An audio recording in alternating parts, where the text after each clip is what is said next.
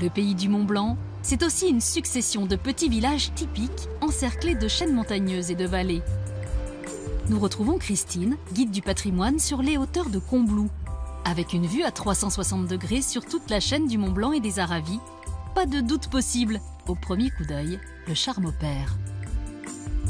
Bonjour Christine. Bonjour. Tu m'as choisi un super beau spot. C'est vraiment très très beau ici. Comme disait Victor Hugo, c'est la perle des Alpes dans l'écrin des glaciers. Victor Hugo, oui, Victor il est Hugo, venu jusque-là. Voilà, il est venu jusqu'à Combloux. Bon, les glaciers ont un petit peu fondu, mais la vue reste malgré tout. Combloux, c'est assez curieux comme nom. Est-ce que tu en connais l'origine? Oui, ça viendrait de Kumbalupi. Au Moyen-Âge, il y avait des loups. Et la Kumbalupi, ça voudrait dire la combe aux loups.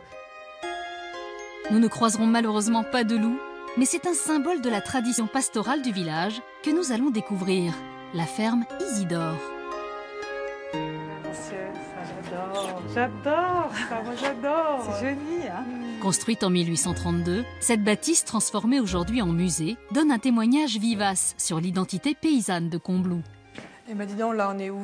Là, tu es dans la cuisine, tu vois. Oui. Hein? Et puis, là, on est vraiment dans la cheminée. Wow, impressionnant. Ah oui, elle est très très grande. Elle est grande, hein, tu vois, elle fait 8,50 m de haut quand même. Hein. Et donc là on y fumait évidemment. Oui, beaucoup de choses, bien hein. sûr, les jambons, les saucissons qui étaient fumés avec du genévrier, donc ça donnait un bon goût, hein, c'était vraiment excellent.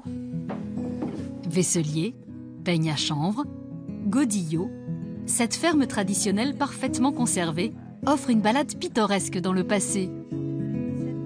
Tu sais, les fermes étaient vraiment très importantes parce qu'il y avait la famille, les grands-parents, les parents, les petits-enfants. Il fallait mettre les bêtes aussi et puis les récoltes. C'est pour ça que ces maisons étaient très importantes.